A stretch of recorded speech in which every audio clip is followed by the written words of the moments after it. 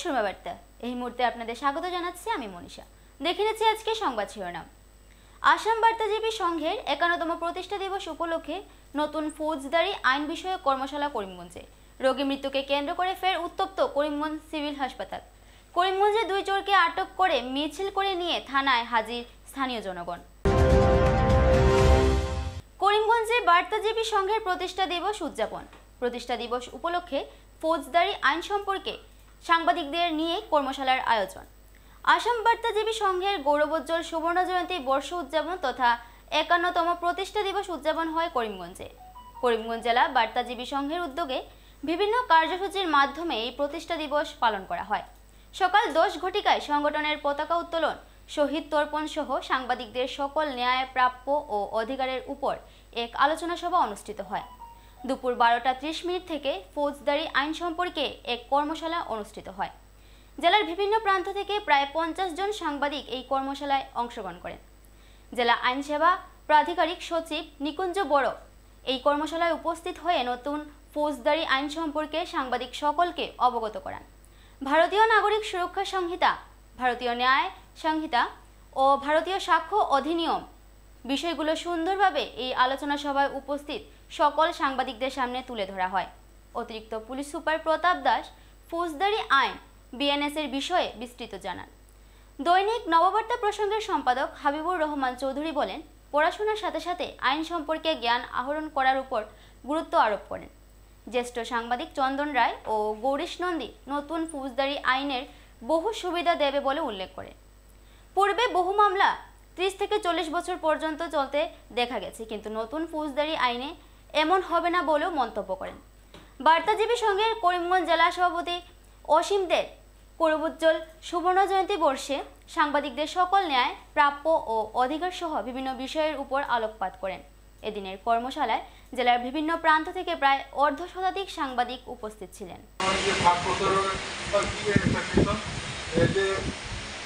2 বছর পানিশমেন্ট, 1 বছর সে জেলে আসে, তাহলে তাকে বেলে দিতে হবে।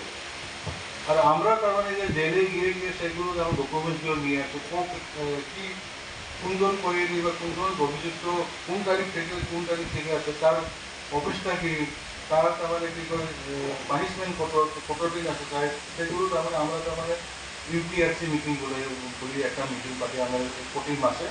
সেখানে ডিসি এসপি, তারপর আমাদের মানে পিপি মানে পাবলিক আমার ভারতীয় ন্যায় ভারতীয় ন্যায় সুরক্ষা সংহিতা আৰু ৰাষ্ট্ৰীয় অধিনিয়ম, এটা হ'ল পিনেল প্ৰভিজন, য'ত কি মানে কি পানিছমেণ্ট হ'ব এইটো লিখা আছে। এইটো আপোনাৰ ভাৰতীয় ন্যায় সংহিতা, যিটো আপোনাৰ IPC আছে, কি পানিছমেণ্ট হ'ব এইটো লিখা আছে। কেনেকৈ হ'ব, কি প্ৰচিজাৰ ফ'ল' কৰিব, পুলিচে মেজিষ্ট্ৰেটে কোৰ্টে কি প্ৰচিজাৰ ফ'ল' কৰিব লিখা আছে। BNSS আৰু যিখিনি এভিডেঞ্চ কোৰ্টত যাব সেইটো কিমানখিনি এডমিচিবল হ'ব, এডমিচিবিলিটি কোৰ্টে একচেপ্ট কৰিবৰ কাৰণে কোনটো প্ৰভিজন থাকিব, প্ৰত্যেকটা এভিডেঞ্চ কোৰ্টে একচেপ্ট নকৰিব। এটা এভিডেঞ্চ হ'বৰ কাৰণে কোনটো প্ৰভিজন থাকে সেইটো সাক্ষ্য অধিনিয়মত লিখা আছে। যদি এইখিনি প্ৰিন্সিপাল বা যিখিনি পইণ্ট ফ'ল' নকৰে, এই ডকুমেণ্টটো, এই এভিডেঞ্চটো বা এই উইটনেছটো, এভিডেঞ্চ কোৰ্টে এডমিট হ'ব। এইখিনি লিখা আছে সাক্ষ্য অধিনিয়ম। আৰু যিটো প্ৰচিজাৰ, পুলিচে কেতিয়া এৰেষ্ট কৰিব, কেনেকৈ এৰেষ্ট কৰিব, কোৰ্টত কেতিয়ালৈকে পুলিচটো কিমান দিন ৰিমাণ্ড ৰাখিব, কোৰ্টত লৈ যাওঁতে কেনেকৈ লৈ যাব, ৰিমাণ্ডত ৰাখোঁতে কেনেকৈ ৰাখিব, তাৰপিছত আৰু যিবিলাক কানেক্টেড হেৰি আছে, এৰেষ্ট কেনেকৈ কৰিব, কি প্ৰচিজাৰ ফ'ল' কৰি এৰেষ্ট কৰিব, ডক্টৰে কি প্ৰচিজাৰ মতে দি আপোনাৰ ৰিপৰ্ট দিব, কিমান দিনৰ ভিতৰত ৰিপৰ্ট আহিব, এইবিলাক লিখা আছে BNSত। বৰ টেকনিকেলত নাযাওঁ, মানে টেকনিকেলত গ'লে আপোনালোকে বুজি নাপায়। সেইটো মানে এইটো পুলিচৰ বা সেইটো মানে জুডিচিয়েৰী কাম, কিন্তু যিখিনি মেইন বস্তু আছে আপোনালোকক কৈ যাওঁ, সেইটো আপুনি বুজি পাব যে কি ডিফাৰেঞ্চ আছে। নহ'লেতো মানে ধৰক এতিয়া নতুন আমাৰ ল' আহিছে, বহুত কম্পেন কৰি মানে বেলেগ ধৰণৰ এটা ল' আহিছে, যিটোৱে মানে গোটেই চিষ্টেমটো চেঞ্জ কৰি পেলাব, তেনেকুৱা এটা মানে ভাবি আছিলোঁ। কিন্তু একচুৱেলি তেনেকুৱা নহয়, যিটো গোটেই মানে চিষ্টেমটো কোৰ্ট, পুলিচ, গোটেই মানে এটা চিষ্টেম আছে। মানে কিছুমান বস্তু কোৰ্টৰ এই আগৰ প্ৰিন্সিপাল, সুপ্ৰিম কোৰ্টৰ গাইডলাইনছ আছে, সেইবিলাকৰ মতে কৰিব। লগত লগতে কিছুমান প্ৰভিজন নতুনকৈ আনিছে, কিন্তু পিছত গৈ কিছুমান চেঞ্জো হ'ব পাৰে। কিন্তু মানে যিটোলৈ যিমান আপোনাৰ কেছ আহিব, আপোনাৰ নতুন ল আহিব, এইবিলাকৰ ওপৰত নতুন নতুন গাইডলাইন আহিছে। এতিয়া যিখিনি আমাৰ পুৰণা ল আছে সেইটোত মানে হেপেডেণ্টলি ডাইৰেক্টলি ৰিপিট কৰি দিছে বুলি কৈছে, তেনেকুৱা নহয়। ছেকশ্যনবিলাক চেঞ্জ কৰি দিছে, কিছুমান ডাঙৰ ছেকশ্যন বহুত ট্ৰেড হৈ আছিলে ক্লাছ কৰি একেলগত এটা ছেকশ্যন আণ্ডাৰ ছাব ছেকশ্যন বনাই দিছে, তেনেকুৱা সমূহকে মই কৰি দিছোঁ। কিন্তু মনত ৰাখিব নালাগে, এনে জানিলে হ'ল। আপোনাৰ আগতে DNSS যিটো আছিলে সেইটো নতুন DNSS আচলতে 20 আছে। জেল কাম কিমানটা ইনক্ৰিজ কৰিছে, 116টা মানে ইনক্ৰিজ কৰিছে। মেণ্ডেটৰী মিনিমাম পানিছমেণ্ট দিছে 23টা। কিছুমান কমিউনিটি ছাৰ্ভিচ মানে কিছুমান এনেকুৱা আছে ৰিপিটেড অফাৰ লাগে বা কোৰ্টৰ ওপৰত মানে বেছি লোডটো কমাবৰ কাৰণে কিছুমান মানুহ থাকে যিবিলাকৰ মানে কম পানিছমেণ্ট দিয়ে বুলি ছ'চাইটিটোৰ কাৰণে ভাল কৰক, পইচা দিব ক্ষমতা নাই, জেলত সোমাই থাকে আৰু ওলাই আনি মানে অলপ ধৰক টয়লেট চাফা কৰা বা আপোনাৰ সমাজত এইটো লেতেৰা জেগা যিবিলাক আছে সেইবিলাক চাফা কৰাই মানে এটলিষ্ট কমিউনিটি ছাৰ্ভিচ পানিছমেণ্ট দিছে। তো মই কৈছোঁ DNSSটো আপোনাৰ কি পানিছমেণ্ট হ'ব সেইটো কয়। DNSS যিটো মানে সুৰক্ষা সংহিতা, তাতে আপোনাৰ নতুন ছেকশ্যন আহিছে 92, মডিফাইড ছেকশ্যন কৰিছে 177, ডিলিট কৰিছে 14টা, অডিঅ' ভিডিঅ' ইলেক্ট্ৰনিক নিউজ 35টা লাগিছে, টাইম লাইন দিছে 35টা, টাইম লাইন দিছে। কারণ ভারতীয় ফৌজদারি যে ক্রিমিনাল যেটা আইন পরিবর্তন হয়েছে, অনেকগুলো পরিবর্তন হয়েছে, নামের পরিবর্তন হয়েছে, তার যে কন্টেন্ট সেগুলো অনেকটা সেখানে পরিবর্তন হয়েছে, বিভিন্ন ধারা বদলেছে। যেমন ভারতীয় দণ্ডবিধি বা ইন্ডিয়ান পেনাল কোড যেটা আমরা এতদিন ধরে জানতাম IPC, সেটা বদলেই এখন হয়েছে ভারতীয় ন্যায় সংহিতা। বৃহত্তর অর্থে ভারতীয় ন্যায় সংহিতাই আমরা বেশি প্রচারে আসছে। অন্যান্য যেগুলো আছে যেমন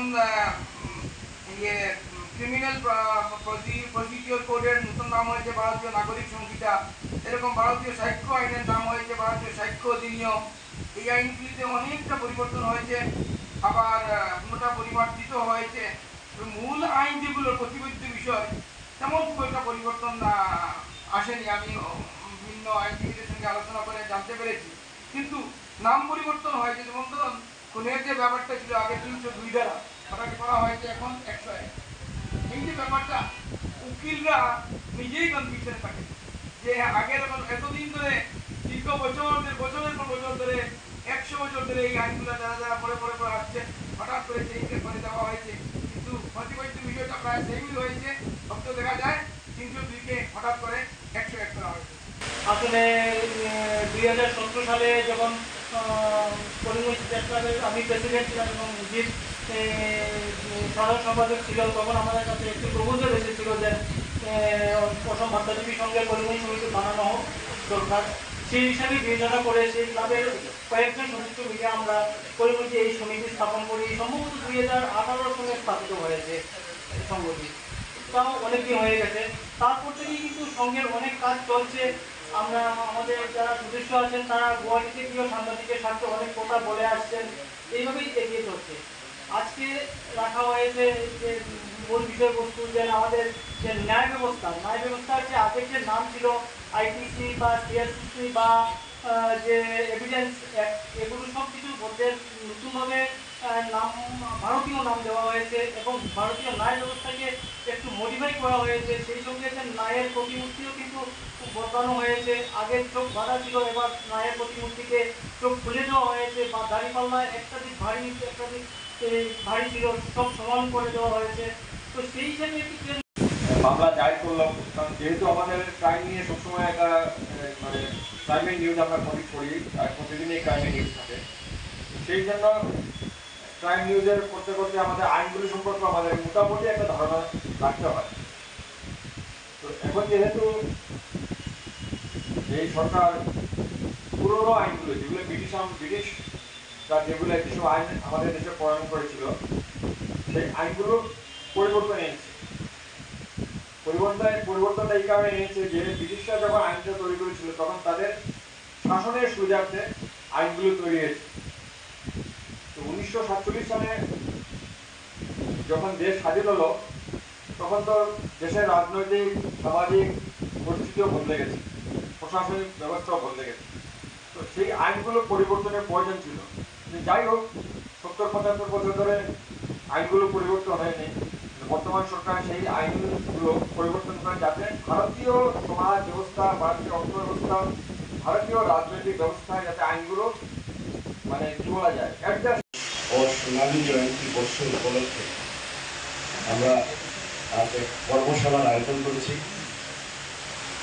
আমরা যেহেতু ভারত সরকার ফৌজদারি আইন সম্পর্কে কিছু নতুন আইন তো এই আইন সম্বন্ধে আমরা এখনো যথেষ্ট অবগত নই। আমাদের দৈনন্দিন কাজ এই আইনগুলো আমাদের জানা অত্যন্ত জরুরি, কারণ আমরা দেখেছি বিভিন্ন সময়ে আমরা অজান্তে কিছু ভুল হয়ে যায় আমাদের মধ্যে, যার জন্য আমরা পরবর্তী সময় লজ্জা অনুভব করতে হয়, বা আমাদের যে এখতিয়ার আছে এই এখতিয়ারেরও আমরা অনেক সময় ছাড়িয়ে যাই। তো দীর্ঘদিন ধরে এই আমরা জানার অনেক কিছু আছে, আমরা যে সব জানি না, আমরা জানি না, তো আমাদের জানার অনেক কমতি আছে। এই জানার আয়োজন করেছি। ভারত সরকারের এই ফৌজদারি যে আইন হয়েছে, এই আইন যেহেতু নতুন হয়েছে, তো আমরা সবাই, আমি মনে করি সবাই এই আইন সম্বন্ধে যথেষ্ট সচেতন নই। তো তা নিয়ে আমরা আজ এই কর্মশালার আয়োজন করেছি বার্তাজীবী সংঘের পক্ষ থেকে। বার্তাজীবী, আপনারা সবাই জানেন যে বার্তাজীবী সংঘ আসাম তথা দেশের সাংবাদিকদের জন্য দীর্ঘদিন থেকে কাজ চালিয়ে আসছে। এই আসাম বার্তাজীবী সংঘের জন্য বর্তমানে আসামে বিগত কিছুদিন থেকে, কয়েক বছর থেকে বিজেপি সরকারের আমল থেকে, সর্বানন্দ সোনোয়ালের আমল থেকে সাংবাদিকরা পেনশন পাচ্ছেন, যা বার্তাজীবীর ফাইটের ফসল, এবং বর্তমানে এটা চলছে, অনেক পাচ্ছেন। আমাদের ডিস্ট্রিক্টেও আছেন যারা এই পেনশন প্রাপ্য সাংবাদিক আমাদের এখানেও আছেন। এবং আপনারা জানেন যে কিছু কিছু কাগজ এবং বন্ধ হয়ে পড়েছিল, এবং যার দরুন যে সমস্ত সাংবাদিকরা এই চ্যানেলের সঙ্গে বা পেপারের সঙ্গে জড়িত ছিলেন তারাও কর্মহীন হয়ে পড়েছিলেন। কিন্তু বার্তাজীবী সংঘ তা নিয়ে আন্দোলন করে, ফাইট করে, প্রয়োজনে আদালতের দ্বারস্থ হয়, এবং যার দরুন কিছু সাংবাদিকরা আজ পারিশ্রমিক দিতে, মালিকপক্ষ পারিশ্রমিক দিতে বাধ্য হচ্ছেন। বার্তাজীবী সংঘ ভবিষ্যতেও সাংবাদিকদের হকের জন্য, সাংবাদিকদের অধিকারের জন্য কাজ করে যাবে। আজ আমরা যে আয়োজন করেছি, মূলত জানেন যে ভারতীয় ফৌজদারি আইন প্রণয়ন করা হয়েছে। এই ফৌজদারি ভারতীয় নাগরিক সুরক্ষা সংহিতা, যেটা পূর্বের আইপিসি, ভারতীয় ন্যায় সংবিধান যেটা পূর্বের সিআরপিসি, ও ভারতীয় সাক্ষ্য অধিনিয়ম যেটা পূর্বের এভিডেন্স আইন, এই আইন নিয়ে আমাদের সামনে তুলে ধরবেন আমাদের ডিএলএস এর সচিব মৃত্যুঞ্জয় বড় মহাশয়, আমাদেরকে এই নিয়ে অবগত করবেন, এবং আমাদের সাংবাদিকদের কিছু লিমিট সম্পর্কে, সাংবাদিক আমরা কি করতে পারি তা নিয়েও পুলিশ সুপার এবং আমাদের মধ্যে বরিষ্ঠ সাংবাদিকরা আছেন, আমাদের হবিবুরদা আছেন, চন্দনদা আছেন, গরিশদা আছেন, ওরা সবাই আমাদেরকে বলবেন যে আমাদের এখতিয়ার কতটুকু। এ সম্পর্কে আমরা আজ অবগত হব। রোগী মৃত্যুকে কেন্দ্র করে ফের উত্তপ্ত করিমগঞ্জ অসামরিক চিকিৎসালয়। দোষারোপ পাল্টা রোগীর পরিবারের ও হাসপাতাল কর্তৃপক্ষের মধ্যে। চিকিৎসকের গাফিলতিতে মৃত্যু বলে অভিযোগ রোগীর পরিবারের। সোমবার এক রোগী মৃত্যুকে কেন্দ্র করে ফের উত্তপ্ত হয়ে ওঠে করিমগঞ্জ অসামরিক হাসপাতাল চত্বর।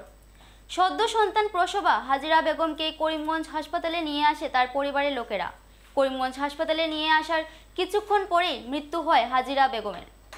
রোগীর পরিবারের অভিযোগ যে সঠিক সময়ে চিকিৎসা না পাওয়ায় ওই রোগীর মৃত্যু হয়েছে। এদিকে হাসপাতাল কর্তৃপক্ষ থেকে একজন জানান যে রোগীকে হাসপাতালে ভর্তি করার সাথে সাথেই ডাক্তাররা রোগীকে দেখতে শুরু করেন। এই সময় হঠাৎ করে রোগী মৃত্যুবরণ করে। তাই এই রোগীর অনাকাঙ্ক্ষিত মৃত্যুর সাথে হাসপাতাল দায়ী নয় বলে জানান হাসপাতালের এক নার্স। আরও একবার রোগী মৃত্যুকে কেন্দ্র করে হাসপাতাল চত্বর উত্তপ্ত হয়ে ওঠায় হাসপাতাল জুড়ে ব্যাপক চাঞ্চল্য দেখা দেয়। আমরা অন্য ইমার্জেন্সি রুগী আবার পুরোনো সুগন লাগছে কাটার পরে দিচ্ছে 1 ফ্লোরও এখন ফ্লোরে দিচ্ছে তারপর পরে ইমার্জেন্সি রুম আর আছে আর আনির পরে ওরা 5 মিনিট লাগান বারে কাটা করার পরে ভিতরে ঢুকাইছে তারা আইয়া বসে ভিতরে ঢুকাইছে ঢুকানোর পরে বেটি মানুষ দুজন রাস্তায় বেটা মানুষ সব বাইরে দিয়েছে পরে ওরা 10 মিনিট লাগান রাস্তা কোনো চেক আপ করছে না 10-15 মিনিট লাগান পরে 5 মিনিট পরে চেক আপ করছে পরে উড়িয়া ইয়া করছে যে ইঞ্জেকশন একটা লাগবে তোরা ওষুধ লাগবে নিষেধ তো না দিকে আমরা ওষুধ নিশ্চয় আনা পাইছি আনার পরে ওষুধ লইয়া যাবার পরেও 1-2 মিনিট পরে যে শোনা গেছে রুগীটা ডেড হয়েছে এটা মানে ডেড হওয়ার পরে আমরা অত কিছু হয়েছে না যেহেতু আমরা মানে রুগী ডেড হয়েছে ডাক্তারও কইছে না আমরা ডাক্তারে আউরি দৌড়াইছে একজন গেছে উপরতলা বা একজন গেছে নিচতলা বা আর আমরা ভিতরে তো ঢুকতে দিচ্ছে না পুলিশ গাড়িটা আসতে হতো বা আমরা ভিতরে ঢুকতে পারছি না আমরা ভিতরে একজন মেলোকে আসলাম মেলোকে কালে কইছে যে রুগীটা নাই ডেড হয়ে গেছে পরে আমরা ডাক্তারদের মানে যেখানে চেষ্টা করার লাগছে তারা আন্দোলন দৌড়াইছে একজন বা কোনবাই গেছে বুঝিয়ে পাইছি না পরে কোনো মানে হসপিটাল উদ্যোগ করিও পাইছি না পরে পুলিশ যাইছেন আশা করি মানে তারা আরও ক্রিটিসাইজ করে তারা এলা হয় ভাই যদি রেফার আমরা দিবার চেষ্টা হইতো আমি লগে আসলাম রুগীর লগে আমি আসলাম মানে রুগীর বাইক বউ আসলাম আমি আসলাম বাইক বউ লগে আমার লগে মানে রুগীর লগে তারা ক্রিটিসাইজ করে তারা লগে লগে আইয়া যে রুগী চান না দেখেন না এরপরে তারা কর যে এই বয়স কতখান বিয়া কোনদিন হয়েছে কিতানি কিতিনি ওটা আরো তারা ক্রিটিসাইজ করে ইমার্জেন্সি রুগী লইয়া তারা ইমার্জেন্সি রুগী লইয়া আমরা আইছি তারা ক্রিটিসাইজ করে আগলা হরি টাচ করে না তারা মানে বুঝে যায় তারা অসুবিধা টাচ করতে বাচ্চা নেই বাচ্চা প্রথম ডেলিভারি 7 দিনের ডেলিভারি মারা গেছে যে নাম কি মারা গেছে হাজারা বেগম কত বয়স আর 38 বাচ্চা মা বাচ্চা ঠিক আছে ডেলিভারি কয়দিন হইবে ডেলিভারি দেশে রবিবার রাতে 11টার সময় বাচ্চা জন্ম ধরে অপচাপ্ত হয়ে গেছে আপনারা কিটা মনে হয় কিটা লাগি মারা গেছে আমরা মনে হয় পুরো ইমার্জেন্সি যখন তারা আমরা রেফার করছে যখন তো আমরা কই থাকি আমরা শিক্ষা আমরা মনে হয় ওখান যে তারা মারছে শিক্ষা গেলে আমরা রুগী ভালো দিনছি তারা যখন রেফার দিলাইছো তোমরা আমরা যদি রেফার দিলাইতে আমরা শিলচর লইয়া গেলাম কিনে রেফার দিছো যখন তোমরা রেফার দিছো মানে বার করে দিতে তো রেফার কইছো না খালি কইছো ঢুকতে সময় কইছো শিলচর হয়তো রেফার দিলাইতে পারে যদি আগে কইতে আমরা রেফার ইমার্জেন্সি রুগী তারা কেন হইতো না কিন্তু আমরা শিলচর লইয়া গেলাম মানে তারা ভিতরে নিয়ে মারে কিতা লাগি আমি কোন তারা মারছে এখন আইনে হইতো লোয়ার তো দরকার হইনো আর এখন আজকে আমরা লগ হইছে আরেকজনের লগ হইছে এটা অন্যান্য ঘটনা হইছে তো কোন জায়গায় বসা হ্যাঁ কোন জায়গায় বসা তোমরা কামিশাল পামারা করছে এটা আমরা জাস্ট হ্যান্ডওভার লওয়ার ঠিক আছে হ্যান্ডওভার লওয়ারটাই তো আমরা যখন হ্যান্ডওভার লইছি আমরা তো সব কিছু পেশেন্টের কন্ডিশন জানছি জানার পরে আমরা হ্যান্ডওভার লওয়া শেষ হয়েছে তখনই গিয়া ভিতর দিক থেকে গিয়া যে হাল্লা হয়েছে পেশেন্ট এক্সপায়ার করে তো পেশেন্ট এক্সপায়ার হয়েছে এটা তো আমরা জানি না আমরা তো কিছুই জানি না পেশেন্টের মধ্যে কিন্তু পেশেন্ট এটা তো হ্যান্ডওভার পাইছে যে পেশেন্টের ট্রিটমেন্ট পাইছে ডাক্তারে অ্যাটেন্ড করছে ওই 1 সেকেন্ডের মধ্যে যা ঘটনা করছে এটা লাগি তো আমরা লায়াবল নয় না তো পেশেন্ট যারা আছে তারা মিনিমাম কত 60 থেকে 70 জন মানুষের আমরা মানে জান নিব এরকম হামলা করছে তারা এটা তো আমরা এটাতে আমরা কি দোষ আমরা কোনো দোষ নাই না তো এটা লাগে আনসারেবল তো আমরা নয় না যে পেশেন্ট কেন কিরকম হলে পেশেন্টের তো ট্রিটমেন্ট অলরেডি পাইছে এগুলো জিনিস তো তারা হামলা করার কারণ কি এটা কইছে আই থিঙ্ক 3-5 এরকম 3-5 PM কোন জায়গার পেশেন্ট পেশেন্ট তো অ্যাকচুয়ালি হলো Hasanpur patient Hajipur post office Hasanpur delivery কি কেন হয়েছে না ডেলিভারি এখানে হচ্ছে না ডেলিভারি তারা আইএমএস হসপিটালে আজকে নিয়ে আইছে আপনারা আজকে নিয়ে আইছে 2:50 PM নিয়ে আইছে তারা না আমি ডিউটিতে আসলাম না আমরা জাস্ট হ্যান্ডওভার লইছি পেশেন্ট ট্রিটমেন্ট অলরেডি পাইছে এটাই আমরা হ্যান্ডওভার পাইছি পেশেন্টের ট্রিটমেন্ট পাইছে ট্রিটমেন্ট তো ডাক্তার না ছিল ট্রিটমেন্ট পাইতো না ট্রিটমেন্ট পাইছে ট্রিটমেন্ট পাওয়ার পর ওই ট্রিটমেন্ট পাইছে নেক্সট ডে টাইমে দেওয়া হয়তো ওইটাই আমরা হ্যান্ডওভার পাই ঠিক আছে। এবারে নিয়ে নিচ্ছে ছোট্ট একটা বিজ্ঞাপন বিরতির সঙ্গে থাকুন। আনন্দ সংবাদ করিমগঞ্জে এই প্রথম 3D সিটি স্ক্যানের সুবিধা নিয়ে এলো Karimganj health city Banamali road Karimganj. পুরো শরীর 3D সিটি স্ক্যানের সুবিধা এখন পাচ্ছেন করিমগঞ্জে আন্তর্জাতিকভাবে বিখ্যাত ডাক্তার দ্বারা রিপোর্ট।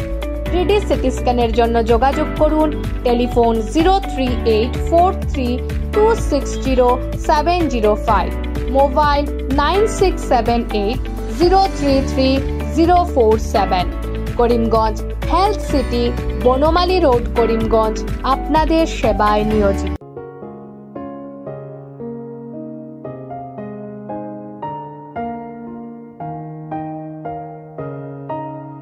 চিকিৎসা সেবায় নতুনত্ব নিয়ে হাজির নিউ লাইফলাইন হাসপাতাল। অত্যাধুনিক প্রযুক্তিতে এখানে pinhole surgery, gallbladder, appendix surgery করা হয়। শিলচর মেডিকেল কলেজের সার্জারি বিভাগের অতিরিক্ত প্রফেসর ডক্টর RC শ্যাম সার্জারিগুলি করবেন। তাছাড়া তিনি প্রতি শনিবার বিকেল 3টে থেকে OPD-তে রোগী দেখবেন। রয়েছেন শিশুরোগ বিশেষজ্ঞ doctor Gulzar হোসেনও।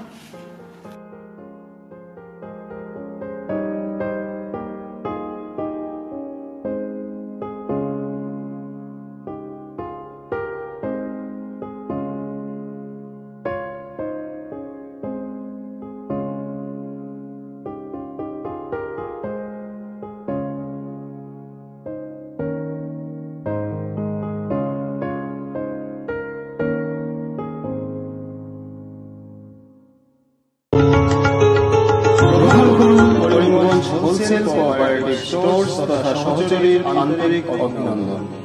Karimganj wholesale cooperative স্টোর্সের নিয়ন্ত্রণাধীন স্টেশন রোডস্থ বিভাগীয় বিপণী সহযোগী নতুন উদ্যোগে সমৃদ্ধ হয়ে জনগণের সেবায় এগিয়ে এসেছে।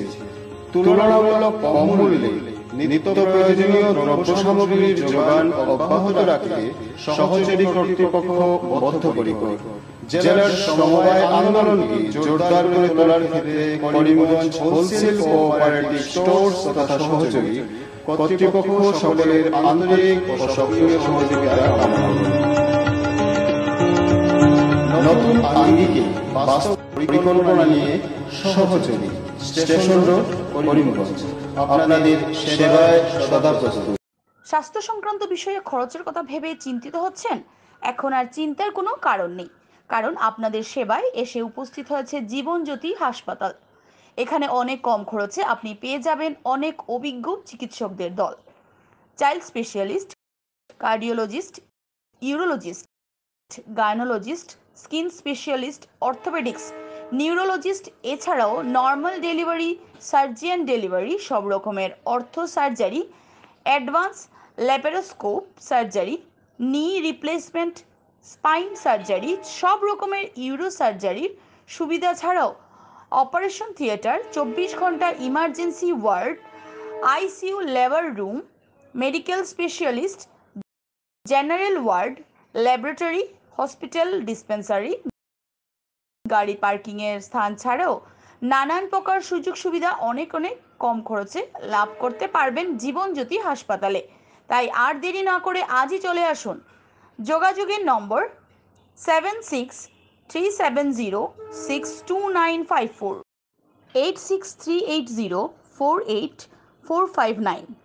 আমাদের ঠিকানা নীলামবাজার, গান্ধী জিপি, দুর্গানগর রোড, আসাম 788722।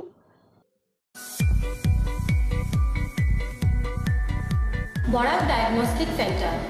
এখানে digital ECG, digital EEG, digital X-ray, computerised pathology, microbiology, histopathology, colour doppler, sonography ইত্যাদি করা হয়। আমাদের প্রতিষ্ঠান প্রতিদিন সকাল 7টা থেকে রাত্রি 9টা পর্যন্ত খোলা থাকে। প্রতিদিন সকাল 8টা থেকে সোনোগ্রাফি করা হয়।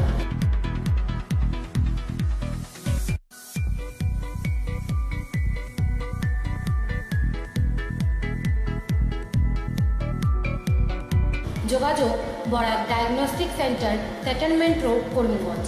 ফোন 0384273151। মোবাইল নম্বর 7086376822, 9401132529। আনন্দ সংবাদ, আনন্দ সংবাদ, আনন্দ সংবাদ। হিরো মোটো কপের নানা বাইকের সম্ভার নিয়ে করিমগঞ্জে এসে উপস্থিত হলো রয়্যাল আর্টস হিরো শোরুম। আমাদের রয়্যাল আর্টস হিরো শোরুমে উন্নত প্রযুক্তির ও দুর্দান্ত মাইলেজের সুপার স্প্লেন্ডারের সব মডেলের bike, glamour Xtec drum, glamour classic disc, Karizma XMR, passion plus, এছাড়াও হার্লে ডেভিডসনের বাইকও পাওয়া যাচ্ছে আমাদের শোরুমে। তাই আর দেরি না করে আপনার মন পছন্দের বাইক নিয়ে যেতে আজই চলে আসুন রয়্যাল আর্টস হিরো শোরুমে। আমাদের ঠিকানা শিলচর রোড, এলেংজুরি, করিমগঞ্জ। পিন নম্বর 788713। যোগাযোগের নম্বর 7086896920। বিভিন্ন আধুনিক ও আকর্ষণীয় টাইলসের সম্ভার নিয়ে উপস্থিত প্রিয়া টাইলস। আপনার ঘরকে অতি সুন্দরভাবে সাজিয়ে তুলতে আজই আমাদের দোকানে চলে আসুন এবং নিয়ে যান অত্যাধুনিক টাইলস। আপনার পছন্দের সব ধরনের টাইলস আমাদের এখানে উপলব্ধ রয়েছে। আমাদের ঠিকানা চন্দ্রাস plaza near Vishal Megamart, station road, Karimganj. Mobile 9101805530 9957709784। করিমগঞ্জে 2 চোরকে আটক করে রশি দিয়ে বেঁধে মিছিল করে থানায় নিয়ে হাজির শহরবাসী। প্রতিনিয়ত চুরিকাণ্ডে অতিষ্ঠ করিমগঞ্জের জনজীবন। ঘন ঘন সংঘটিত চুরিকাণ্ড রোধ করতে বা চোরকে পাকড়াও করতে সম্পূর্ণ ব্যর্থ করিমগঞ্জ পুলিশ। বারবার শহরবাসীর পক্ষ থেকে চোরের তথ্য, ফটো যোগান দেওয়ার পরও করিমগঞ্জ পুলিশ চোরের সন্ধান বের করতে ব্যর্থ হচ্ছে। এবার 2 চোরকে রশি দিয়ে বেঁধে সদর থানায় সমঝে দিলেন করিমগঞ্জবাসী। থানার নিজেই করিমগঞ্জ পুলিশের উপর ক্ষোভ উগরে দিয়ে করিমগঞ্জ পুলিশ মুর্দাবাদ ধ্বনি জনগণের। করিমগঞ্জ শহরে ব্যাপক হারে বৃদ্ধি পেয়েছে চুরিকাণ্ড। দিন দুপুরে চুরের উপদ্রব পরিলক্ষিত হচ্ছে পুরো শহর জুড়ে। ঘর গৃহস্থে চুরিকাণ্ডের পর এবার ই-রিকশা ব্যাটারি চোরের গ্যাং সক্রিয় করিমগঞ্জে। শহরের বিভিন্ন স্থানে সিসিটিভি ক্যামেরা থাকার পরও চোর ধরতে ব্যর্থ হচ্ছে করিমগঞ্জ পুলিশ। এমনকি অভিযোগ যে চোরের ফটোসহ নানান তথ্য দেওয়ার পরও নীরব দর্শকের ভূমিকা পালন করে আসছে করিমগঞ্জ সদর থানার পুলিশ। এবার দিন দুপুরে ই-রিকশার ব্যাটারি চুরি করতে গিয়ে লক্ষ্মীবাজার রোডে জনগণের হাতে আটক 2 ব্যাটারি চোর। জনগণের জেরায় জানা যায় যে দীর্ঘদিন ধরে করিমগঞ্জ শহরে চুরিকাণ্ড সংঘটিত করে আসছিল রাজু দাস ও আশু সিং সহ 4 জনের চোরের দল। 2 চোর রাজু দাস ও আশু সিংকে আটক করে স্থানীয় জনগণ হাতে রশি বেঁধে মিছিল করে করিমগঞ্জ সদর থানায় নিয়ে আসে। পুলিশকে সমঝে দেওয়ার পূর্বে করিমগঞ্জ পুলিশের উপর ক্ষোভ ঝেড়ে দিয়ে থানার সম্মুখে করিমগঞ্জ পুলিশ মুর্দাবাদ ধ্বনি দিতে থাকেন স্থানীয় জনগণ। ভুক্তভোগী জনগণ করিমগঞ্জ পুলিশের নির্লিপ্ততার আখ্যান জনসম্মুখে তুলে ধরেন। 2 চোর চুরিকাণ্ডের ঘটনা স্বীকার করার সাথে সাথে চুরি সামগ্রী বিক্রয় করা দোকানসমূহের বিবরণ তুলে ধরে। উল্লেখ্য যে 2 চোর ড্রাগসে আসক্ত ছিল বলেও জানা গেছে। তাদের কাছ থেকে ড্রাগস নেওয়ার সিরিঞ্জ উদ্ধার করেন স্থানীয় জনগণ। ভুক্তভোগী জনগণ করিমগঞ্জ পুলিশকে চোরদের পক্ষ থেকে দেওয়া বিবরণ মতে চুরি যাওয়া সামগ্রীগুলো উদ্ধার সহ চোর দলের বাকি সদস্যদের 2 দিনের ভেতরে আটক করার সময়সীমা করিমগঞ্জ পুলিশকে বেঁধে দিয়ে 2 চোরকে পুলিশের হাতে সমঝে দেয়।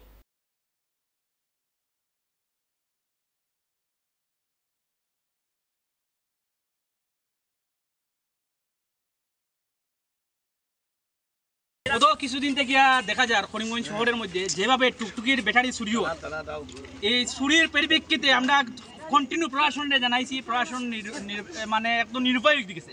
প্রায় আমরা 2 দিন আগে প্রশাসনে আলটিমেটাম দিছি যে যদি আপনারা যদি ধরতে পারেন না যে আমরা ইউনিয়নের পক্ষ থেকে বা টুকটুক চালক আমরা মিলিয়ে আমরা ধরবো। আজকে এটার প্রমাণ দেখতে পারলাম।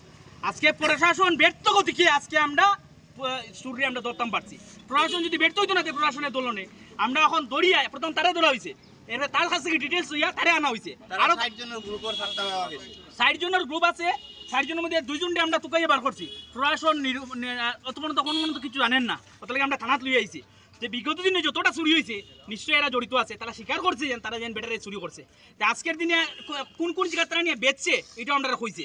তো এই জায়গাতে এখন প্রশাসনের খেয়ে দেখি লামিয়ে আয়, যদি লামিয়ে না হয় তো আমরা দেখবো আমরা কিটা করা যায়। লামিয়ে হওয়ার পরে আজকে যে জায়গা তারা ব্যাটারি বেচছে এই জায়গা দোকানদারে গিয়া সিল করা লাগবে। প্রশাসনে যত পর্যন্ত সিল করা হয়েছে না আমরা এই জায়গা থানার সামনে থেকে সরতাম না, আর দরকার হলে আরো বৃহত্তর আন্দোলন যাইবো আমরা। আচ্ছা দেখনি এরকম প্রশাসনে আমরা কন্টিনিউ যোগাযোগ করি। আর কয়ার পরে যে প্রশাসনে কয় এগুলো হয়তো বাইরে গেছে গিয়া, শিলচার গেছে গিয়া। শিলচার যদি যায় গিয়া, বাইরে যদি যায় গিয়া, আজকে কই থেকে পাওয়া গেল তারে? আমরা ইটার লোকেশন আমরা বাইর করিয়া দিছিলাম। আমরা এই কালপিটটার ফটো পর্যন্ত আমরা থানাত দিয়ে দিছি। আমরা এই কালপিটের ফটো আমরা দিয়ে দিছি। এটার নাম হলো আশু সিং। আর এটার নাম হলো কিতা রাহুল দাস। একজনের বাসা হলো সুভাষ নগর, একজনের বাসা হলো বনমালী। আপনারা কি বজন রোড থাকে আর মা বাবা তারে তরিপার করা হইছে। আজকে ও জীবনের গাড়ি লক্ষ্মীচরণ রোডের এখানে হে প্যাসেঞ্জার লামানে দিয়া হে তো গেছিল কোনো বাংলা না। তখন গিয়ে ও তার গাড়ি থেকে ব্যাটারি যখন তখন হাতে না ধরা হইছে, তালা খুলিয়া হাতে হাতে ধরাইছে। আচ্ছা নিশ্চয় নিশ্চয় আছে আছে আছে আছে আছে খট্টা আছে। সুরমা বার্তা আজ এ পর্যন্তই। আগামীকাল আবার দেখা হবে একই সময় একই চ্যানেলে। নমস্কার।